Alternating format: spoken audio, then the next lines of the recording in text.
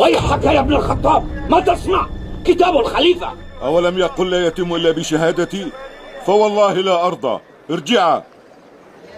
أنت الخليفة أم عمر؟ بل هو، لو كان شاء ورضي بها. أخبرني عن هذه الأرض التي اقتطعها هذان.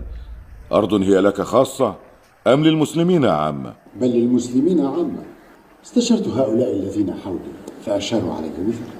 فإذا استشرت هؤلاء الذين حولك فكل المسلمين أوسعتهم مشورة ورضا، فهم والله جميعا أصحاب تلك الأرض.